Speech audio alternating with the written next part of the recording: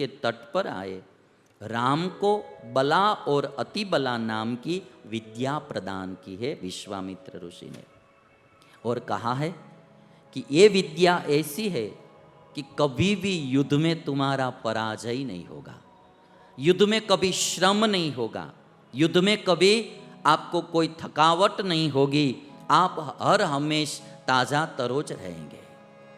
मंत्र ग्रामम गृहाणत्वम बलामति बलाम तथा न श्रमो न ज्वरो वाते न रूपस्य विपर्ययः। एक बात विश्वामित्र ने जो बताई, अच्छी बताई। विश्वामित्र जी कहते हैं कि ये जो मैं विद्या आपको दे रहा हूं वो तीनों लोकों के कल्याण के लिए दे रहा हूं। त्रिषु लोकेषु वा राम न भवेत् सदृशस्तव गृहाण सर्वलोकस्य गुप्तये रघुनंदन। ये जो मैं विद्या तुमसे दे रहा हूं वो लोगों के कल्याण के लिए दे रहा हूं, इसका उपयोग लोक कल्याण के लिए करना। ये बात मुझे वाल्मीकि रामायण की इसलिए अच्छी लगती है कि हम यदि कोई विद्या पढ़ते हैं, हमारे पास कोई विद्या आती है, तो उस विद्या का उपयोग लोक कल्याण के लिए करना, केवल तिजोरी भरने के लिए मत करना। तिजोरी तो अपने आप भरेगी ही भरेगी, किंतु लोक कल्याण के लिए उपयोग करना चाहिए। यदि आप पढ़ लिख कर एक डॉक्टर बने हैं तो कभी भी कोई भी दर्दी का शोषण मत करना, गलत इंजेक्शन मत देना, गलत तरीके से ऑपरेशन मत करना, ज़्यादा दवाएं मत लिख देना, क्योंकि वो क्या होता है कि मेडिकल वाले के साथ फिर दोनों की मिली भगत होती है। हाँ, दवाई ज़्यादा लिख देते हैं और वो मेडिकल वाला ज़्यादा लिख देता है, फिर उसके पास ही वापस चली जाती है। कमीशन कमीशन कमीशन सब जगह पर चलता है। ऐसा नहीं करना चाहिए। ईश्वर ने हमको डॉक्टर बनाया। मैं ये बात बताऊंगा इसलिए कि सबको विद्या नहीं मिल सकती है। अच्छी विद्या यदि हमारे पास आई है तो उसका सदुपयोग करना, लोक कल्याण के लिए करना। जो श्रीमंत लोग आते हैं तो उसके पास आप जो फी लेना है वो ले सकते हैं। यदि कभी कोई गरीब आदमी आ जाता है तो कम फी में भी काम कर देना चाहिए। सैंपल की दवाएं आती है, वो दवाएं उसको मुफ्त में दे देना चाहिए। गरीबों के लिए मदद रूप हो जाना चाहिए। अभी एक शिक्षक बने हैं तो भाव और प्यार से लोगों को पढ़ाकर अच्छी तरह से विद्या प्रदान करके हमारे भारत देश को समृद्ध बनाने का कार्य करना है। देश को विश्व गुरु बनाना है, देश को आगे बढ़ाना है, तो केवल नेताओं से ही नहीं हो सकेगा। हम सबको प्रयत्न करना है। हमसे जो कुछ हो सकता है देश के लिए हम भी अच्छा काम करेंगे। एक शिक्षक है, एक डॉक्टर है, एक वकील है, एक इंजीनियर है, एक जज है, तो हमारी रीति से हम जो भी देश के लिए काम कर सकते हैं वो काम करना चाहिए। विद्या का सदुपयोग करना, विद्या का दुरुपयोग कभी भी नहीं करना।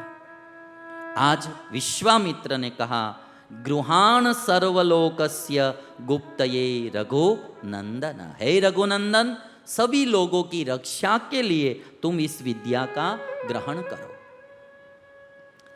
फिर रामचंद्र भगवान विश्वामित्र जी के साथ आगे चले हैं।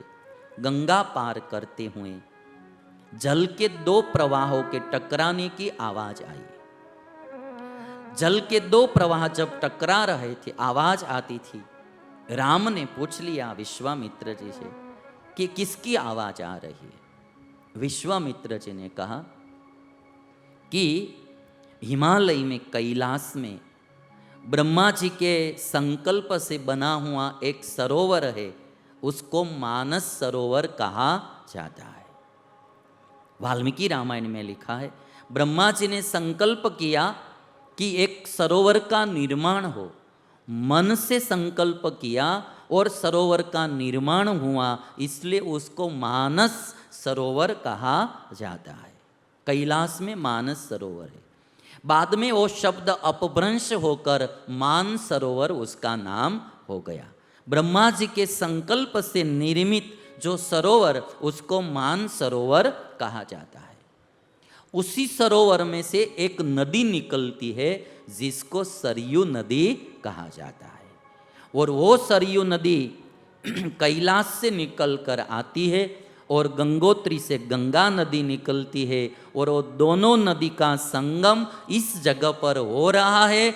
दोनों नदी एक साथ मिलती है और टकराने की आवाज इधर आ रही है। उत्तर प्रदेश से जब बिहार की ओर आप आएंगे, क्योंकि रामचंद्र भगवान अयोध्या से चले हैं, जनकपुरी जा रहे हैं नेपाल में, तो नेपाल में जा रहे तो यूपी बिहार होके नेपाल में जा रहे, तो वहाँ दोनों नदियों का संगम होता है, गंगा का और सरयू का।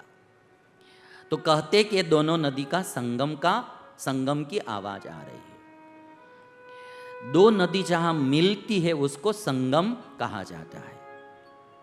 फिर गंगा नदी पार की, गंगा और सरयू के संगम पर एक आश्रम देखा। राम ने पूछा कि आश्रम किसका है? तो विश्वामित्र जी ने कहा कि यहाँ शंकर जी तप करते थे, भोलेनाथ यहाँ तप करते थे।